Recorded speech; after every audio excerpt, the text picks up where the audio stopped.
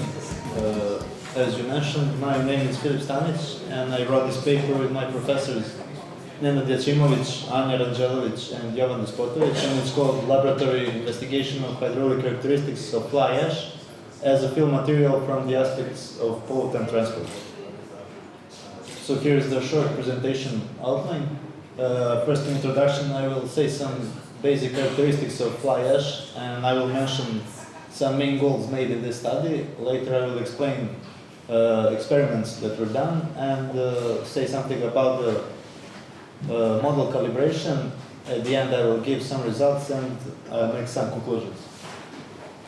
So fly ash is the main coal burning byproduct, and it is disposed on a great tailing ponds. So there are several problems related to these tailing ponds. First of all, they occupy large areas, and also they're very expensive for the maintaining, and they can cause also some ecological problems since there is a tendency to use fly ash as a material in civil engineering. So the goal of this study was to prove that fly ash can be used as the material, structural and fill material, and also more than that to prove that activators such as lime and cement can improve the characteristics of fly ash.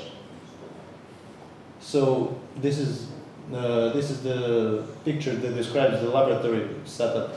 So as you can see, it consists of reservoir volume of 50 liters, sample, and this small detection reservoir.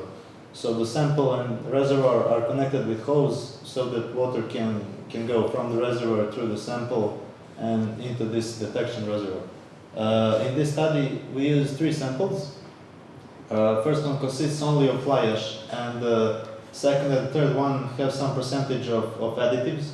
So the second one has the 4.8% of lime, while the third one has the 5% of cement. And I should mention that all 3 samples were compacted with the compacting energy of 600 kilonewtons per square meter in order to simulate in situ conditions as realistic as possible. So first thing to be done is to determine the filtration coefficient, and here are the results of that experiment. We determined filtration coefficient using Darcy's experiment and Darcy's law.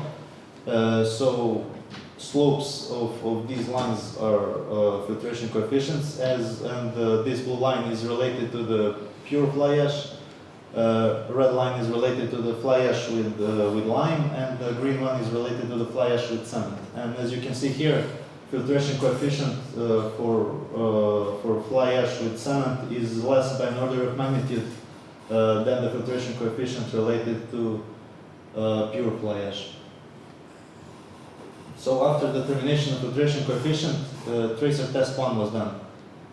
First thing to be done is to saturate the sample with all 3 samples with clean water, and we put some salt in this reservoir so that some measurable salt concentration is reached.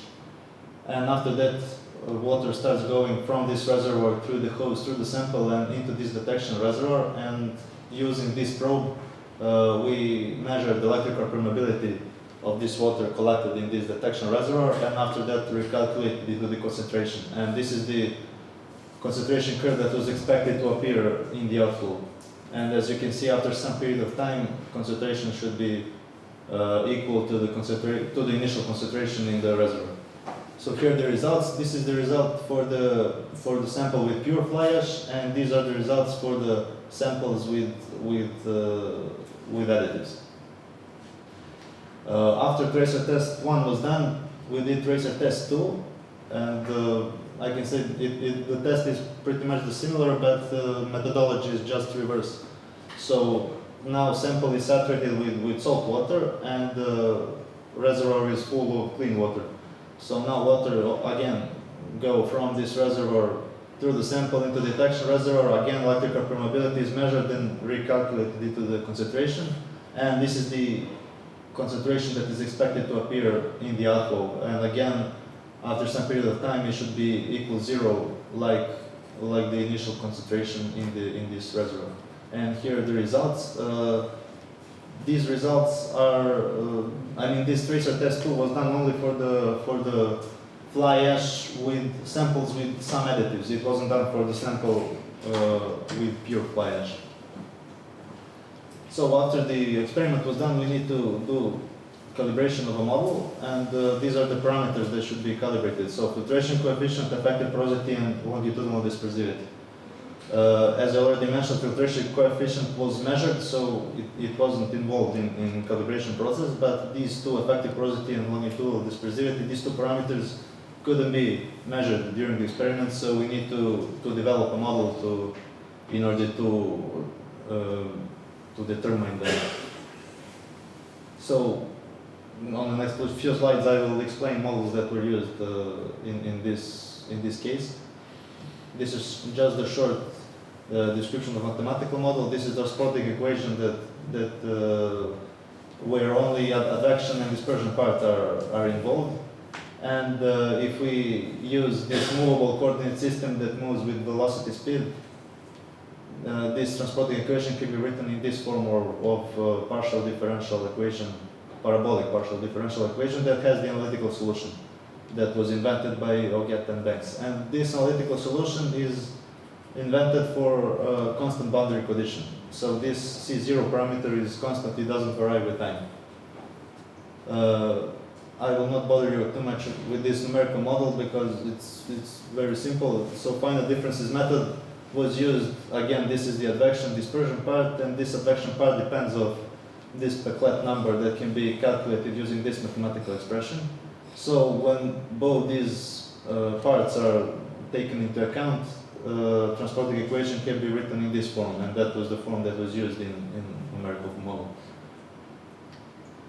So in order to solve any problem, we need to have initial and boundary conditions. Initial conditions are again very simple. So before the tracer test 1 was done, concentration in the whole sample was equal 0 because sample was saturated with clean water, and after the tracer test 1 and before the tracer test 2, sample was saturated with salt water, so the initial concentration was equal C0, and that is the same concentration that was reached after this tracer test 1.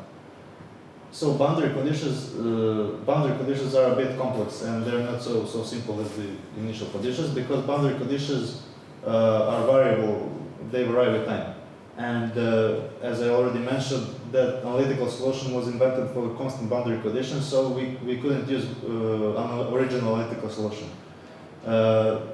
What makes these boundary conditions variable are these two small reservoirs, upstream and downstream reservoir. So what's happening in them? Incoming water is mixing with the existing water, and in every time step we have new concentration. So these are the equations that are describing this mixing process. And here is the analytical solution that was modified in order to be used for these variable boundary conditions.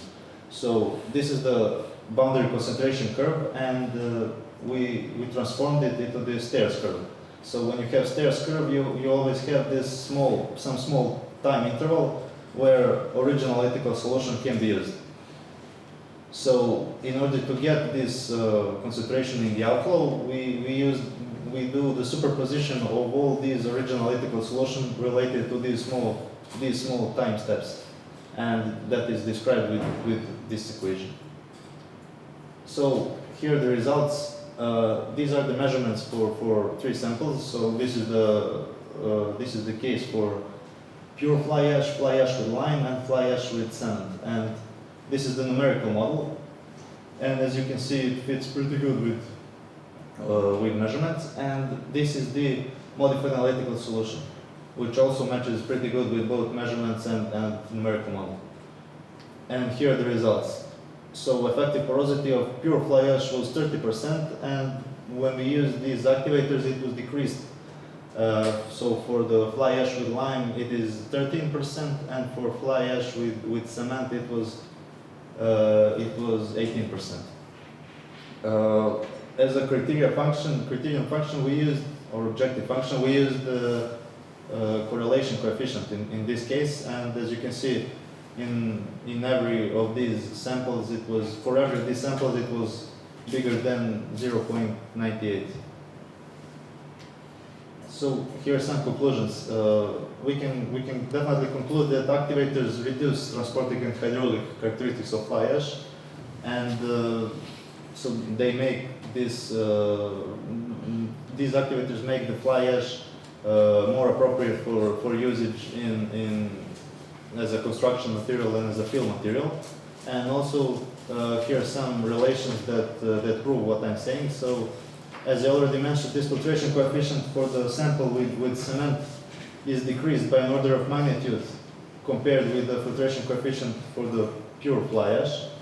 And also this, you can see that activators reduce the effective porosity by 50%, again compared to the samples with pure fly ash. We can also conclude that numerical model fits well with measurements, and that this modified analytical solution can be used as the alternative method and alternative model. And one more thing that can be concluded, this is the objective function related to one of these samples. And as you can see, this circled area here, there are a lot of let's say a lot of results and a lot of pair of parameters that are accurate enough. So for all these parameters inside these circles, objective function value is more or less the same. So we can conclude that there is no one optimal solution, but there is an interval of for each parameter. There is an interval that can be let's say they can be accurate enough. So in order to overcome this difficulty and to get more precise solution, experiments should be repeated several times in order to be sure that they are reliable, and also calibration should be done for several objective functions. So in this case, we used only the correlation coefficient, but we can also use mean quadratic deviation or some other objective function in order to be sure that the parameters are calculated well. So thank you for your attention. That would be it.